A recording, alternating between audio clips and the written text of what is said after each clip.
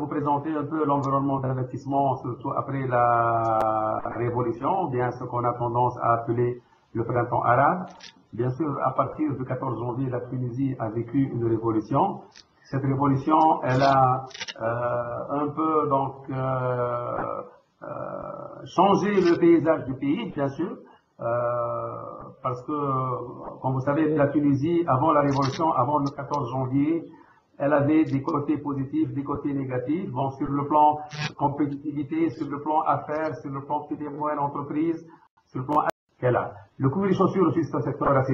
Et vous allez percevoir les choses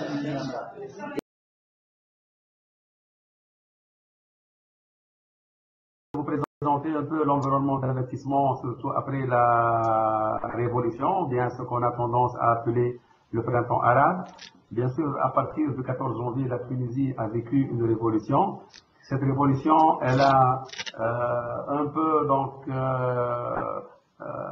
changé le paysage du pays, bien sûr, parce que, comme vous savez, la Tunisie, avant la révolution, avant le 14 janvier, elle avait des côtés positifs, des côtés négatifs. Bon, sur le plan compétitivité, sur le plan affaires, sur le plan petites et moyennes entreprises, sur le plan administration, donc il y avait des acquis. Mais on avait beaucoup de points négatifs concernant surtout la gouvernance, concernant la transparence, concernant les appels d'offres internationaux. Et cela avait limité un peu nos investissements et notre partenariat avec les entreprises étrangères d'une manière générale et avec les entreprises canadiennes en particulier. Donc, si vous permettez, je vais vous présenter, donc je vais vous faire cette présentation, je dirais, pendant 15 à 20 minutes, et puis je serai vraiment très ravi d'entendre vos commentaires et vos questions. Comme ça, je pourrai et on pourrait engager entre nous un débat, parce que moi je peux parler, donc c'est mon métier, je peux parler pendant 1 heure, 2 heures, mais ça ne sert à rien si ce n'est pas, et si ça ne répond pas à vos domaines d'intérêt. Donc je vais essayer de vous faire une présentation. Donc, assez brève, et puis je serai très ravi d'entendre vos commentaires et donc d'engager un débat avec vous. Donc, ma présentation, elle est appelée Nouvelle Tunisie, Nouvelle Opportunité, comme je viens de le dire, Nouvelle Tunisie, c'est-à-dire après la Révolution. Bon,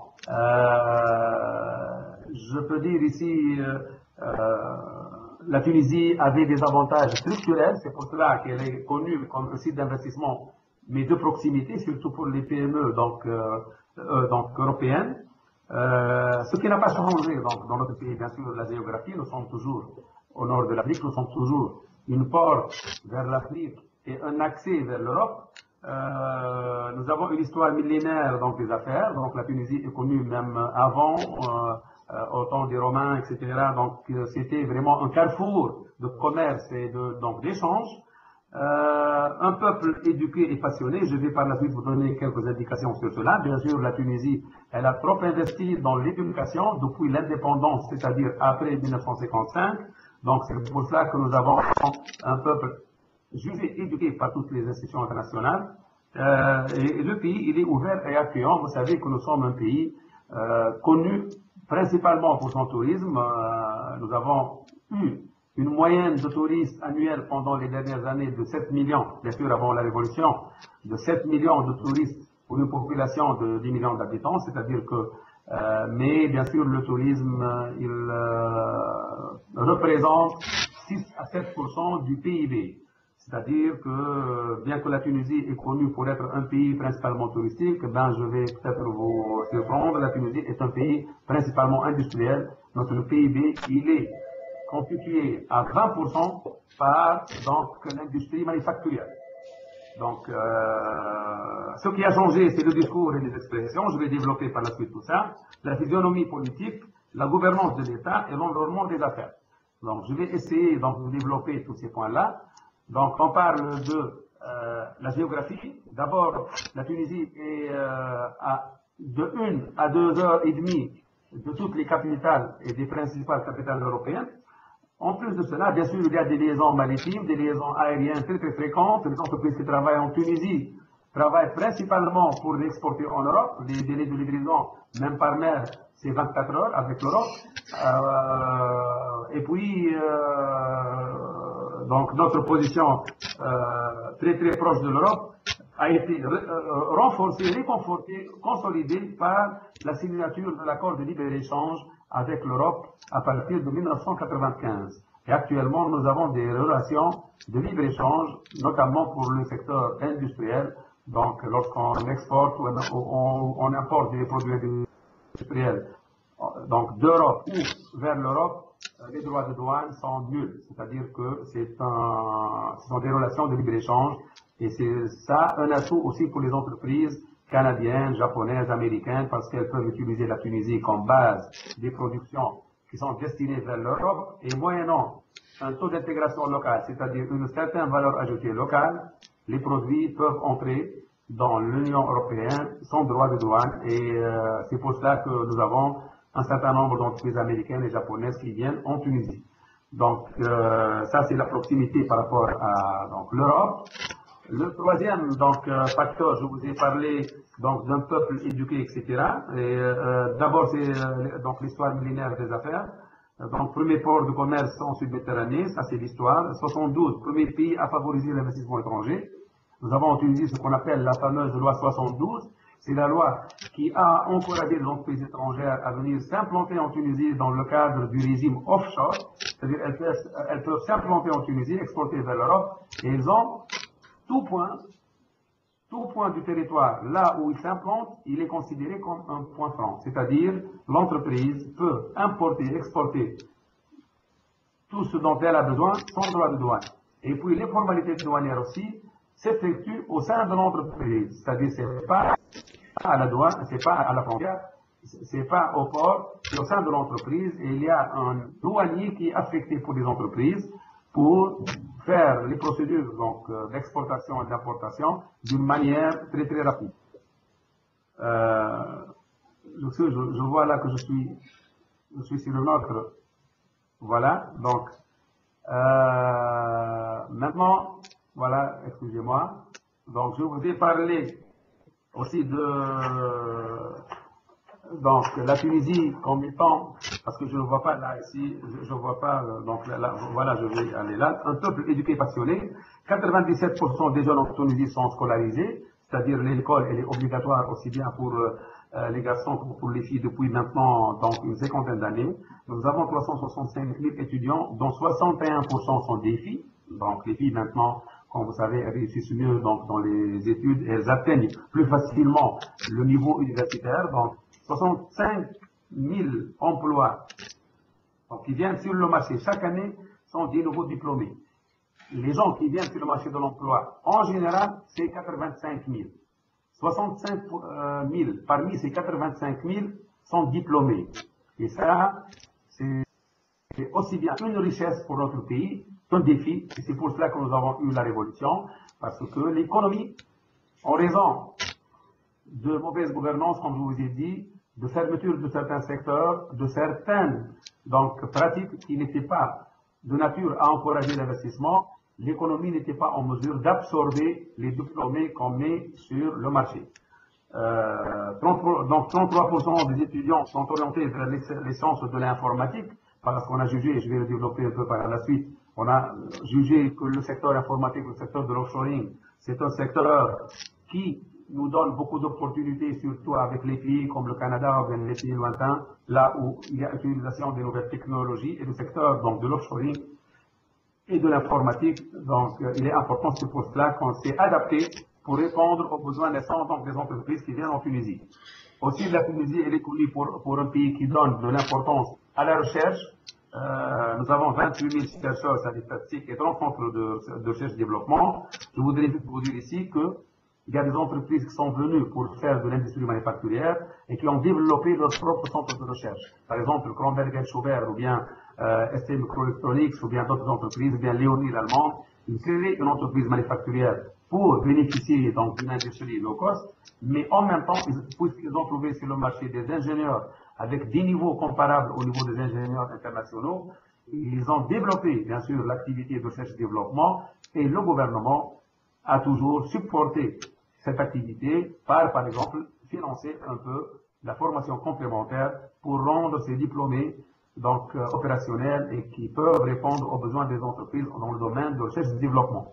Voilà, donc la situation est jeune. Donc je vous donne ici un petit classement du rapport sur la compétitivité globale 2011-2012 du World Economic Forum, donc de Davos, avec bien sûr l'université américaine Harvard, pour vous montrer que la Tunisie est bien placée en ce qui concerne la disponibilité des scientifiques et des ingénieurs. Donc, bien sûr, comparativement par rapport à la population. Nous sommes une population de 10 millions, donc on est bien placé, c'est-à-dire si on prend le nombre de scientifiques et d'ingénieurs par rapport à la population, on est bien placé. Et vous voyez là devant vous le classement donc, de la Tunisie. Voilà, donc je vais passer au quatrième slide. Donc, une infrastructure, voilà, donc une infrastructure développée. Nous avons 9 pôles de compétitivité, 13 cyberparcs, une centaine de zones industrielles et de parcs d'activité économique, 9 aéroports et 7 ports, infrastructures de services avec compétitivité. Et pour vous dire, bien sûr, que la Tunisie est utilisée comme base de production, comme je vous ai dit, principalement pour l'exportation vers l'Europe et pour les pays donc avoisinants. Bien sûr, nous avons une série d'accords commerciaux avec les pays. Nous avons l'accord de libre-échange, nous avons des accords de libre-échange avec les pays limitrophes. Nous avons l'accord de libre-échange avec les pays, avec certains pays arabes et avec un grand nombre de pays africains. Cela permet d'utiliser la Tunisie comme base d'industrie et de services en vue donc de s'orienter vers ces marchés-là. Donc, c'est pour cela qu'une attention particulière est accordée au secteur de l'infrastructure et de la logistique. Voilà, donc, bien sûr, la Tunisie est un pays donc moderne, est un pays ouvert. Donc, voilà, donc il y a une ouverture culturelle et linguistique remarquable. Nous avons 3200 entreprises européennes, donc étrangères, dont 2400 peut-être ou bien 2500 européennes. Et les gens qui viennent, les managers et les cadres qui viennent travailler en Tunisie trouvent quand même une certaine ouverture culturelle et linguistique. Ils trouvent donc des quartiers résidentiels de standing international, c'est-à-dire les gens lorsqu'ils viennent en Tunisie, ils ne sont pas dépaysés. Des écoles étrangères pour emmener leurs enfants, donc françaises, américaines, etc. Les prestations médicales de haut niveau, la Tunisie est une destination maintenant donc, de santé pour l'Europe et pour les pays limitrophes. Donc les gens viennent de Libye, d'Algérie, de Mauritanie pour se soigner en Tunisie, mais les dernières années, on a assisté à un afflux des gens qui viennent de Grande-Bretagne, qui viennent d'Europe pour des raisons de compétitivité, qui viennent pour donc se soigner en Tunisie. Bien sûr, nous avons le secteur de la santé qui est très développé, le nombre de médecins est très élevé. Nous avons même maintenant, on est en train de placer des médecins dans les pays du Golfe et dans les pays arabes dans le cadre de la coopération technique. Et il y a maintenant des cliniques spécialisées, des cliniques offshore spécialisées, par exemple pour tout ce qui est chirurgie plastique. Nous avons donc une clinique spécialisée, chirurgie donc de l'œil, du cœur et tout ça donc pour accueillir les gens qui viennent ici en Tunisie. Et ça, c'est un facteur donc je pense assez fort, et un argument assez fort pour les gens qui viennent de pays donc développés, qui peuvent trouver le même niveau de prestation en Tunisie.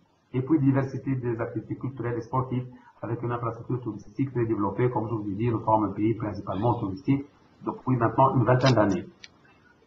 Voilà, donc ce qui a changé, voilà. Donc, je dirais d'un discours hésitant à un discours confiant. Bien sûr, c'est ce que je vous ai dit, à partir du 14 janvier. Bien sûr, la Tunisie garde les atouts structurels dont je viens, que je viens de mentionner, mais nous considérons que ce qui se passe en Tunisie va renforcer l'environnement d'investissement et va renforcer donc l'attraction des investissements, non pas de pays, donc, non pas uniquement de pays traditionnels, parce que nous avons des partenaires traditionnels, je peux nommer 3 pays d'une manière générale, c'est dans l'ordre la France, l'Italie et l'Allemagne, donc jusque-là. Nous avons 1250 entreprises françaises, par exemple, sur un total de 3200 entreprises. Nous avons 780 entreprises italiennes, 300 entreprises allemandes. C'est pour vous dire que ça, ce sont les partenaires traditionnels qui nous connaissent. Mais nous avons maintenant de nouvelles nationalités, de nouvelles sources d'IDE qui viennent en Tunisie parce qu'ils ont vu qu'on est en train de mettre en place un pays qui respecte donc les règles internationales en matière de transparence, en matière de traitement national, en matière de bonne donc, gouvernance. Et c'est l'état de droit qui est en train de se mettre en place avec toutes les structures donc nécessaires. De discours hésitant à un discours confiant, la liberté de la pensée et du culte. Maintenant, donc, nous avons une Tunisie plurielle. Il y a donc, je ne sais pas, la semaine dernière, on a eu la fameuse manifestation de Ghriba. Ghriba, c'est un pèlerinage des Juifs qui viennent en Tunisie à Gerba. Et ça a été fêté donc la semaine dernière avec la participation de membres du gouvernement, donc des partis islamiques, donc modérés bien sûr, et puis de toute la société civile qui a donc encouragé et participé à cette manifestation, parce que ce sont des Tunisiens juifs qui vivent à Djerba et il y a des juifs qui viennent de toute l'Europe pour participer à ce pèlerinage. La liberté de presse, d'une presse réprimée vers une presse citoyenne, je vous assure que moi j'étais habitué à voir toujours les chaînes françaises depuis la Révolution. Moi, je suis maintenant confus. Quelle chaîne tunisienne je suis parce que nous avons maintenant 9 chaînes tunisiennes avec des courants différents. Il y a des débats de qualité, bien sûr, avec une certaine liberté. Est-ce que vous me voyez? Voilà, donc, et maintenant, donc, la presse, vraiment, c'est une presse libre. La liberté d'association et la constitution de partis politiques, d'un parti unique maintenant, bien sûr, dans une première étape.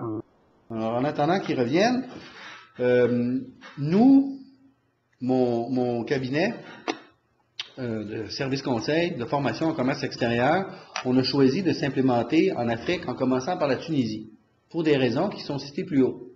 Un, pour l'aspect logistique. C'est une porte d'entrée centrale pour le continent.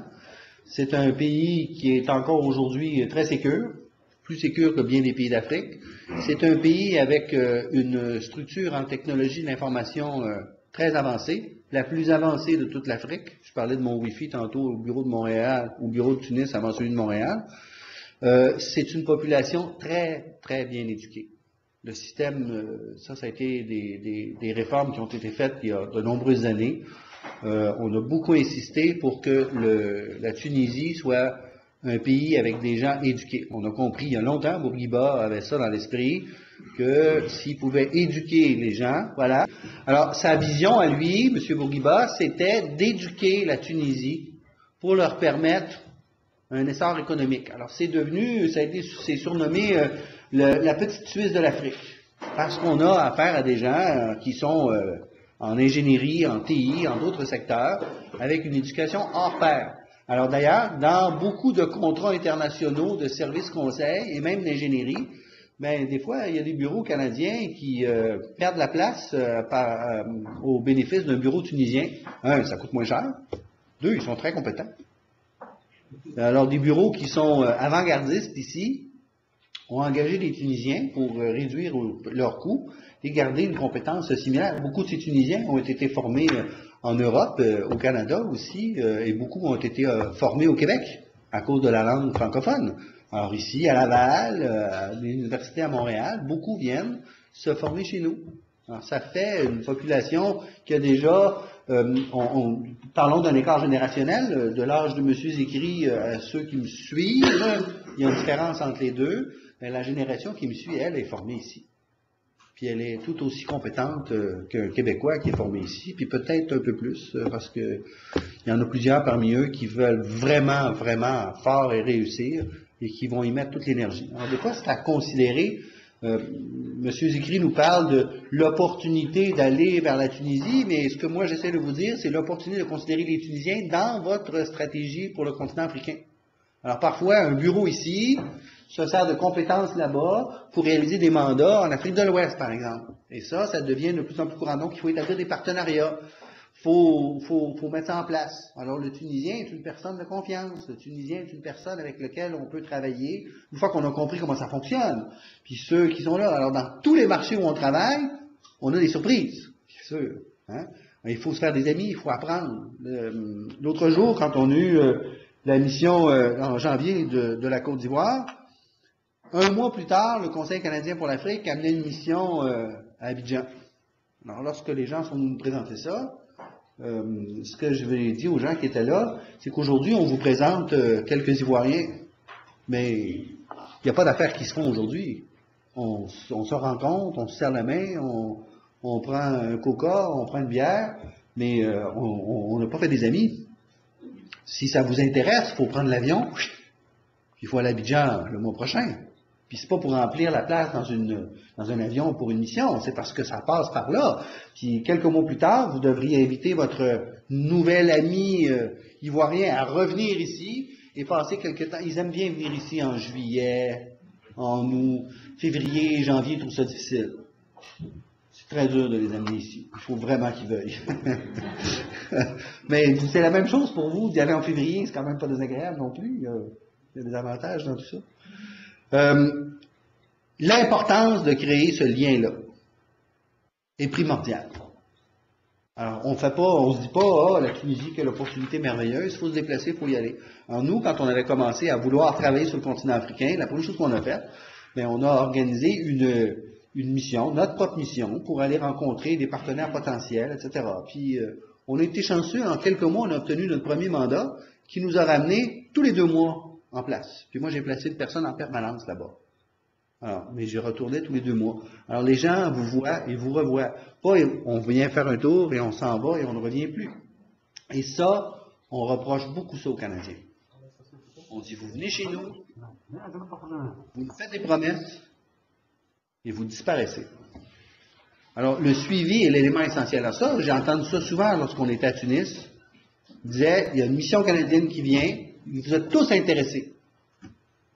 Puis vous nous dites tous comme c'est merveilleux. Vous partez, puis il ne se passe plus rien.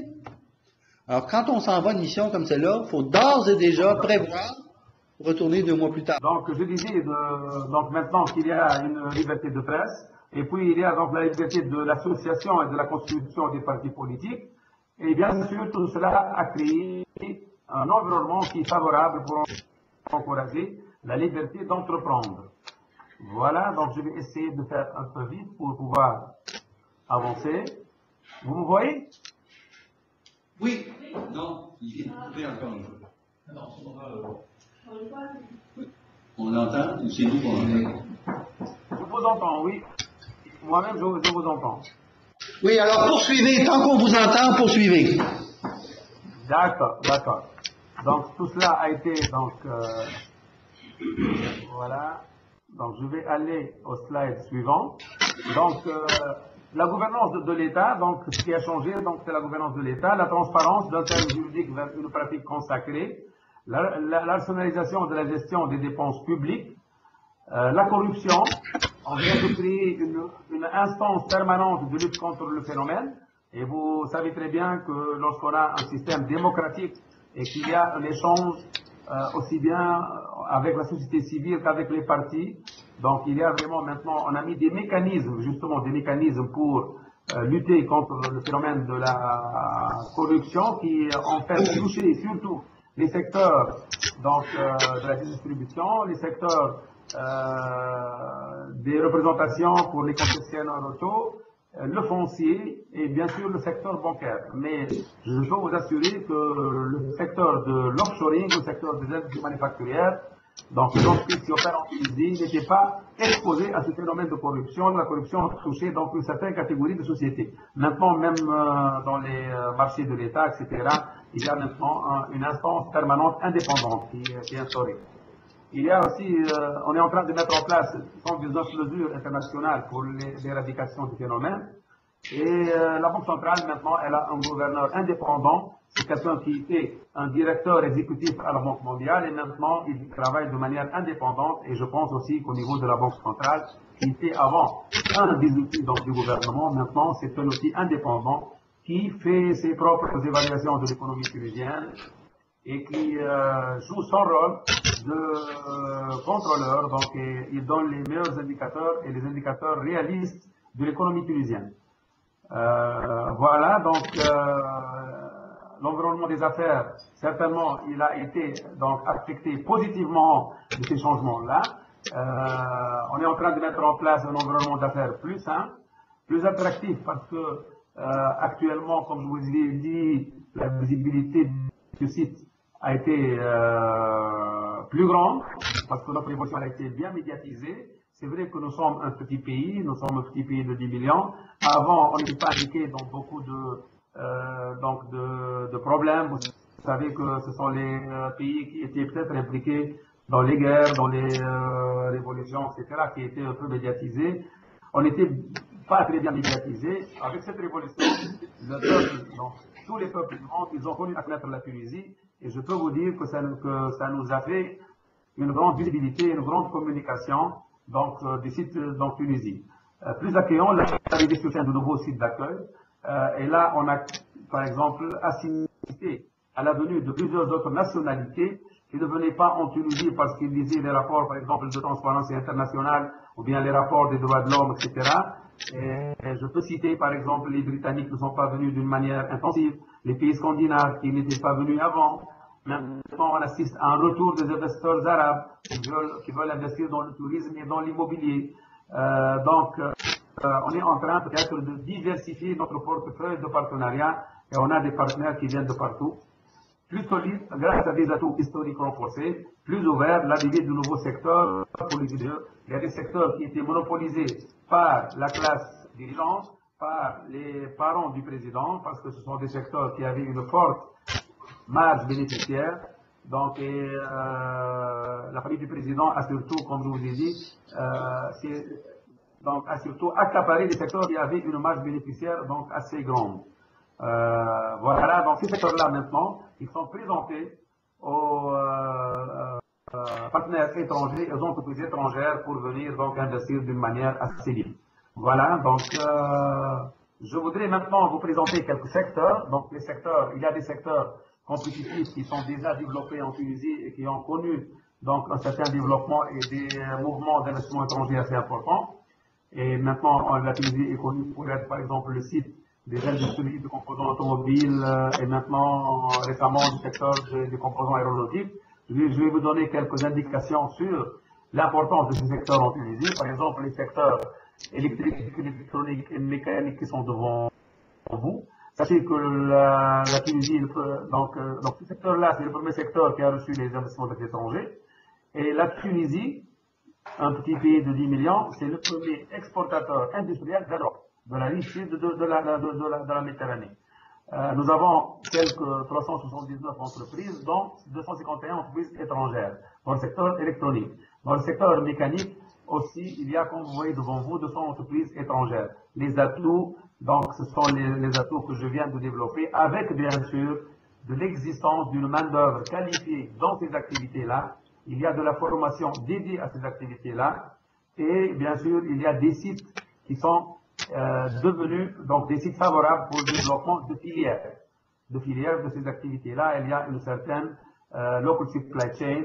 Ils peuvent trouver sur le marché donc local des composants, ils peuvent trouver ce dont ils ont besoin pour donc produire en Tunisie. Le secteur textile habillement, bien sûr, c'est le premier secteur qui a commencé à attirer les investissements étrangers. Pour le moment, nous avons 2000 entreprises, dont 917 entreprises étrangères. Je peux vous dire que toutes les marques donc, européennes connues sont en Tunisie, en raison, bien sûr, d'un savoir-faire confirmé, des délais de livraison assez courts, d'une main-d'œuvre expérimentée, parce qu'on vient maintenant, on a une certaine tradition en ce qui concerne la recherche, en ce qui concerne la qualité, etc. Et comme je vous ai dit, donc la Tunisie est le 5e fournisseur de l'Europe et 2e fournisseur de la France en produits textiles. Donc la Tunisie, donc avec la petite population qu'elle a. Le coût des chaussures aussi, c'est un secteur assez développé. Et nous avons pour le moment 165 entreprises étrangères. Donc c'est pour les mêmes raisons. Et aussi, pour le moment, nous avons donc beaucoup d'Italiens, beaucoup de Français qui viennent faire. Et nous avons même des chaussures de sécurité, des chaussures spécifiques et techniques qui sont fabriquées en Tunisie, par exemple américaines, indiennes et autres. Le secteur agroalimentaire, c'est un secteur naissant, c'est un secteur qui se développe et on vient de créer une technopole de l'agroalimentaire à Bizerte depuis maintenant 3 ans. Dans cette technopole, nous sommes en train de créer une synergie entre la recherche et le développement, entre donc, la création d'entreprises et entre le secteur industriel. Et tout ça dans un pôle donc, qui se trouve à Bizerte. Pour ceux qui connaissent la Tunisie, Bizerte, c'est au nord donc, de la Tunisie. Donc c'est le pays le plus proche donc, de l'Europe et le plus proche de France. Donc il y a une synergie entre les centres de recherche et des entreprises, comme je vous ai dit, une production bio en plein essor, des coûts salariaux raisonnables et des produits de qualité, saveur et goût naturel.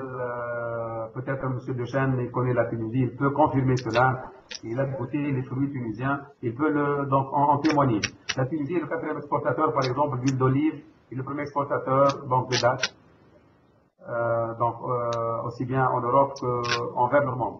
L'industrie pharmaceutique aussi, c'est un secteur assez développé. Je crois qu'avec les entreprises canadiennes, nous avons beaucoup de potentiel. Il y a de la place pour que les entreprises canadiennes viennent investir dans ce secteur. Nous sommes en train maintenant de fabriquer à peu près 60% de nos besoins. Donc, il y a des possibilités pour le marché local. Il y a aussi des possibilités pour exporter dans les pays de la région. Et donc, je crois que c'est un secteur qui peut intéresser donc beaucoup d'entreprises canadiennes qui peuvent investir dans ce secteur-là. Donc, l'infrastructure. Donc, moi, je pense que je dois. Donc, c'est-à-dire que maintenant, il y a tout un programme d'investissement dans les infrastructures. Vous savez très bien que la révolution, elle a eu lieu parce que nous avons eu un développement qui n'était pas équilibré. Nous avons les zones côtières qui sont munies d'infrastructures, qui sont développées, alors que les zones de l'intérieur, il manque beaucoup d'infrastructures. C'est pour cela qu'elles ne sont pas parvenues à attirer les investisseurs étrangers. Actuellement, le gouvernement, il a publié tout un programme d'investissement dans l'infrastructure et je pense que donc, les entreprises canadiennes peuvent venir pour investir dans ce secteur-là. Le tourisme, nous avons quelques 800 unités actuellement. Un demi-million de personnes travaillent dans ce secteur-là. Nous sommes par exemple la deuxième destination mondiale pour la thalassothérapie. Nous sommes en train de développer d'autres créneaux, donc par exemple le tourisme écologique, le tourisme culturel et aussi le tourisme de résidence. On est en train de développer la réglementation pour permettre aux touristes donc, européens et canadiens, américains, etc., d'acquérir des résidences en Tunisie et de venir passer un bout de temps donc, en Tunisie. Bien sûr, comme je vous ai dit, la Tunisie est connue pour son attractivité historique. La Tunisie, c'est Carthage. Les gens viennent aussi bien pour le soleil, pour la mer, mais ils viennent aussi pour donc découvrir l'histoire donc de Carthage et donc l'histoire donc du poids donc de Carthage dans les civilisations donc anciennes. Et puis nous avons un héritage culturel donc sur le nom. Il y a aussi des possibilités, et ça c'est vraiment nouveau, les relations politiques. Donc vous avez parlé de printemps arabe. Le printemps arabe, il a influé, il a eu une influence très positive sur la consolidation des relations entre donc, les pays du Maghreb. Et actuellement, on a tout un programme de coopération avec la Libye. Et surtout la Libye, après la révolution, elle a tout un programme de reconstruction. Et je pense aussi que cela pourrait être des opportunités pour les entreprises canadiennes. Ils peuvent, dans le cadre de coopération triangulaire, utiliser des entreprises tunisiennes qui connaissent la mentalité libyenne, qui connaissent le marché libyen. Et ensemble, donc entreprises canadiennes et tunisiennes, elles peuvent avoir des marchés dans le cadre de la construction de la Libye. L'Algérie, c'est un pays donc producteur, comme vous savez, de pétrole. Il a beaucoup de ressources. Il a actuellement des programmes de développement de l'infrastructure, des programmes des secteurs à valeur ajoutée. Et je pense aussi que la coopération triangulaire peut être développée avec les entreprises canadiennes pour s'adresser au marché libyen. Je vous ai parlé du développement du secteur électrique, électronique, bien sûr plastique technique. Tout cela a fait que nous avons maintenant en Tunisie une activité aéronautique assez importante. Je peux vous dire que Airbus, elle a créé tout un centre, toute une filière donc, de création de structures et de production de structures d'avions en Tunisie. Maintenant, il y a toutes les structures d'avions qui sont produites en Tunisie, exportées vers Airbus à Nantes et à Saint-Nazaire. Et donc c'est Airbus qui est venu avec une filiale qui s'appelle Aerolia, mais ils ont aussi emmené des sous-traitants. Et donc c'est toute une région, c'est la zone industrielle de Mghira, qui est à 20 km du centre de Tunis, qui maintenant s'érige en centre de développement du secteur aéronautique. Et nous avons une association qui s'appelle le GITAS, le groupement interprofessionnel donc tunisien, industriel tunisien de l'aérospace. Et nous avons eu jusque-là donc des coopérations avec les Canadiens pour développer ce secteur-là. Et on a organisé 2 manifestations dans le secteur aéronautique. Et en septembre, nous aurons aussi un Business Aerospace Meeting qui sera organisé, je pense, avec la coopération aussi canadienne, avec la coopération des institutions et des entreprises canadiennes pour essayer de développer. Nous avons eu des relations aussi avec des producteurs donc aéronautiques donc canadiens et le potentiel il est assez grand. Nous avons créé par exemple un centre de formation dédié au secteur aéronautique et les gens sont en train d'être formés dans ce centre-là avant d'être recrutés par Aerolia. Le gouvernement, bien sûr, il soutient ces actions de formation et il finance ces actions de formation afin de consacrer ces nouveaux métiers dans notre pays. Et vous savez que l'aéronautique, c'est le développement naturel puisqu'on on fabrique peut-être 40 à 50% des composants automobiles qui sont en Tunisie. Le développement de ce secteur des composants automobiles, il s'est développé et maintenant il a touché le secteur aéronautique. Voilà, donc l'offshoring, je vous ai parlé un peu de l'offshoring. Nous venons de faire il y a 1 an et demi une grande étude avec le bureau d'études McKinsey et il a jugé que la Tunisie est un site donc favorable pour le développement de cette activité, est un site idéal. Donc bien sûr, avec le gouvernement, on a décidé aussi, suite à cette étude, d'améliorer l'attractivité de cette Tunisie en ce qui concerne cette activité-là. Et jusque-là, nous avons quelques 25 000 donc, emplois qui sont créés par le secteur de l'offshoring. Et comme je vous ai dit, vous avez devant vous quelques grands noms qui opèrent en Tunisie, dans plusieurs segments. Et entre autres, le développement de logiciels, donc tout ce qui est, bien sûr, il y a quelques centres d'appel, il y a donc les bureaux de recherche et développement, il y a pratiquement tous les segments qui, bien sûr, il y a des locaux dédiés qui ont été créés. Il y a un programme de formation pour les soft skills afin d'offrir aux entreprises qui viennent des ressources humaines adaptées à leurs besoins. Voilà, donc je voudrais vous parler d'une manière très rapide des avantages qui sont accordés aux investisseurs. Jusque-là, l'investisseur qui vient, il a une période d'exonération pour l'entreprise exportatrice de 10 ans. Donc, pour une période de 10 ans, il y a paiement de 0% d'impôt sur les sociétés. Et comme je vous ai dit, l'importation et l'exportation, elle est exonérée aussi donc, de droits de douane et de TVA pour les entreprises exportatrices. Et bien sûr, il y a des avantages qui sont en train d'être accordés pour les priorités. Par exemple, une entreprise qui s'implante dans les régions de l'intérieur, elle peut avoir même une prime d'investissement qui peut varier de 8 à 25%, ça dépend de la zone, du coût donc, de l'investissement. Et ces primes-là sont pratiquement accordées d'une manière automatique et d'une manière très fluide et très transparente.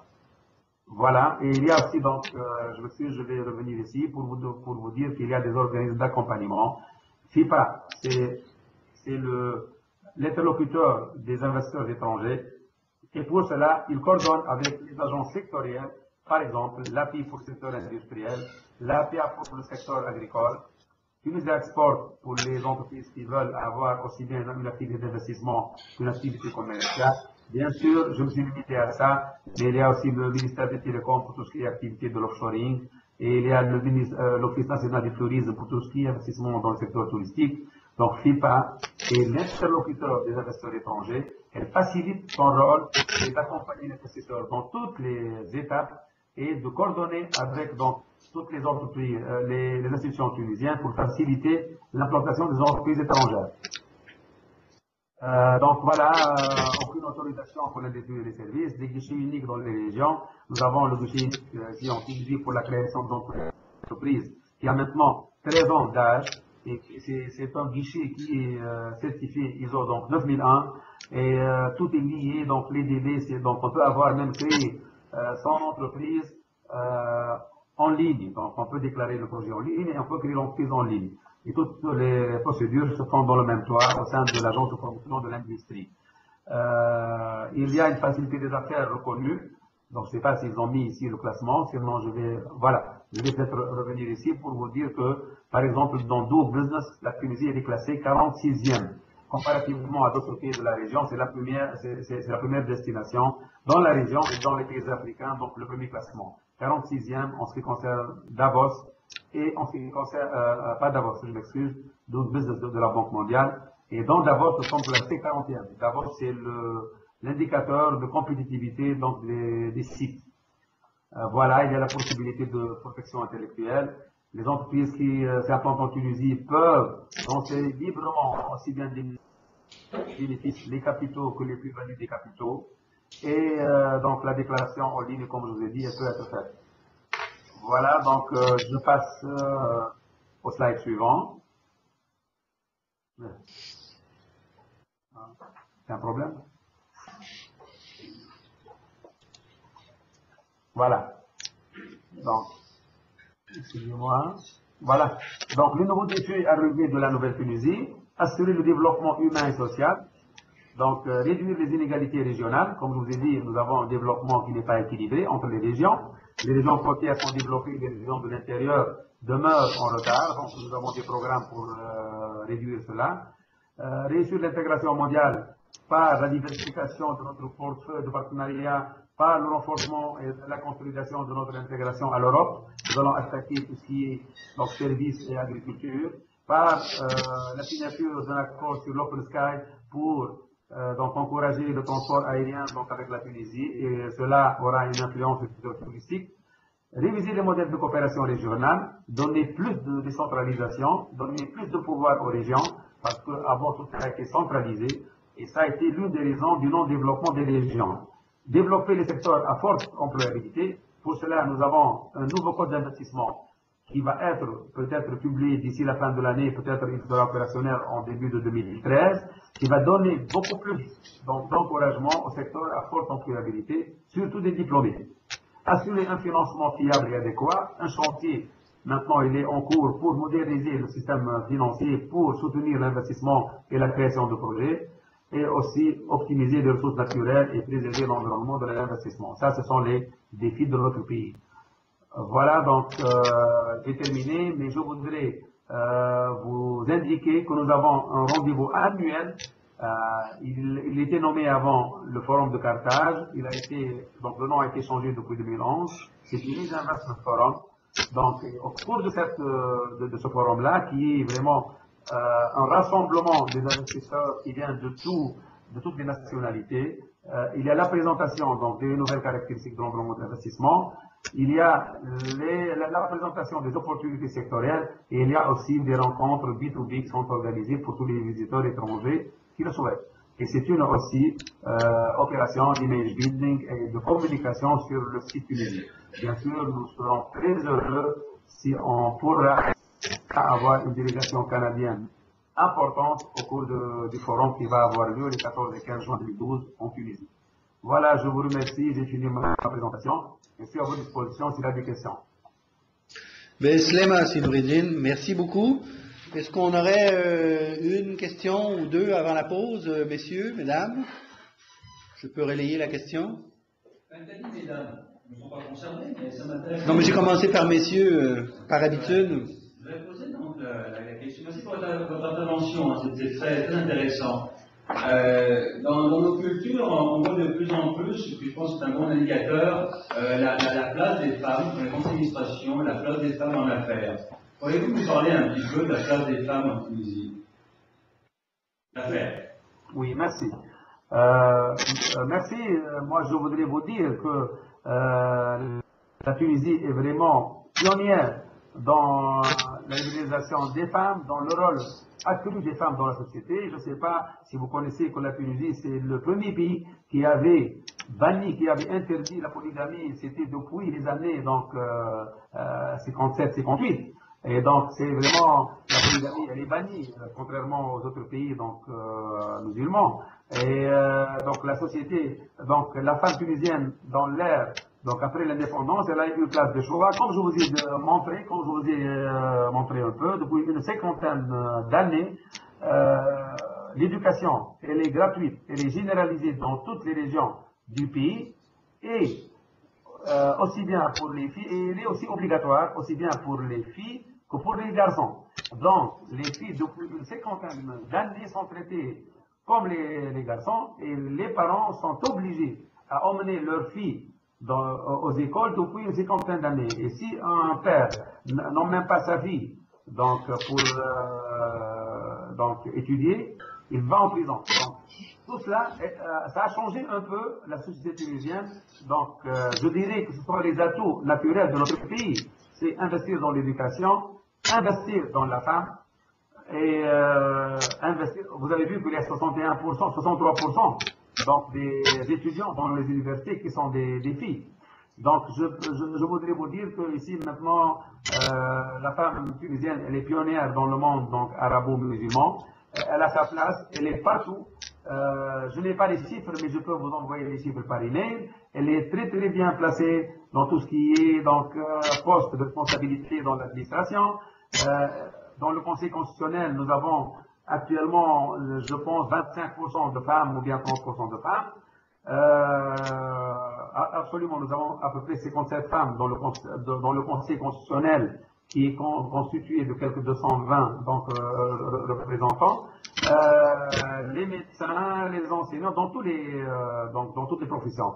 Donc, je peux vous assurer que le rôle de la femme en Tunisie, il est très très important et la femme, elle est vraiment bien intégrée. Et nous avons des associations de femmes d'affaires qui sont très très actives et beaucoup maintenant d'investisseurs, beaucoup de femmes d'affaires opèrent donc sur la scène.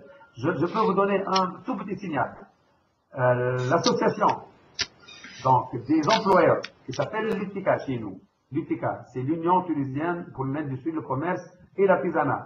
La présidente, c'est une femme. La présidente de la section qui s'occupe d'Europe, donc de France, c'est une femme. Donc, ça c'est pour vous dire que nous avons vu la semaine dernière AmCham. AmCham, c'est l'association des chambres américaines dans les pays du Middle East. Il y a 7 pays membres. Les 7 présidents avaient un affilié ici. Les 6 présidents des autres pays sont des hommes. La seule présidente, c'est Mme Bouchamewi, c'est une femme. Donc les femmes sont vraiment très actives en Tunisie. Voilà. Alors, Monsieur Zekri, c'est tout le temps que nous avions. Si vous me permettez, je vais faire circuler votre présentation parmi les gens qui sont venus vous écouter aujourd'hui, le PowerPoint, et je leur remettrai vos coordonnées, comme ça ils pourront communiquer avec vous par la suite pour avoir des précisions. Avec plaisir, Monsieur Chen. Merci. Je vous souhaite une bonne fin de journée. Merci.